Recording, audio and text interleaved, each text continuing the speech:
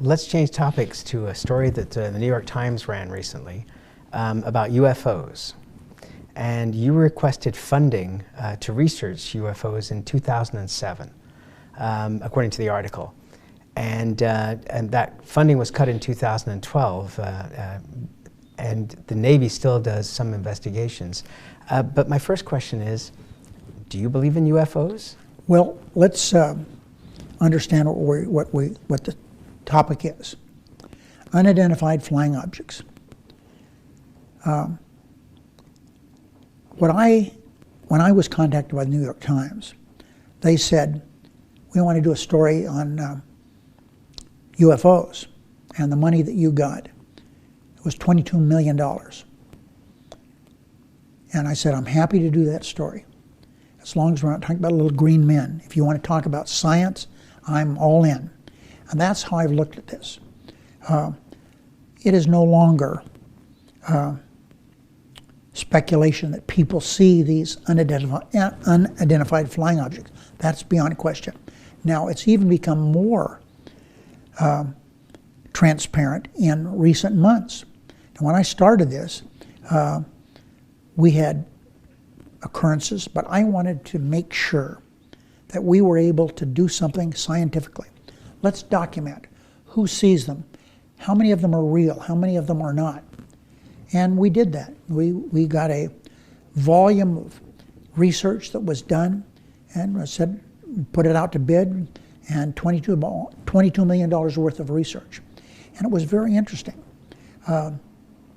because it showed that not 2 people, 4 people, 6 people, 20 people, but hundreds and hundreds of people have seen these things, sometimes all at the same time. We've had some of our military installations in South Dakota, up that way, our missile defense system where they've come out, there they are up there, the people at the base. And since then, in recent months, we've had pilots who they were originally, Sam, they were afraid to tell their superiors, hey, I was out there and I saw this, because they afraid it would hurt their promotions, which it would have done. But now, pilots have said, now they have an obligation to start reporting them. And the reason for that is some of the work that we did. And it's been good, because they now have better, technologically, they can do better pictures of what they see. So I don't know what all these things are, but I do believe that we should take a look at them. Because as I've said before, you know that China's doing it. We know that Russia, which is led by someone who was head of the KGB, you know they're doing it. And so we better take a look at it too, because with what the pilots have said, the vehicles that they see, we do not have any type of ability to do what they do. You know, we have jet airplanes that go 750 miles an hour.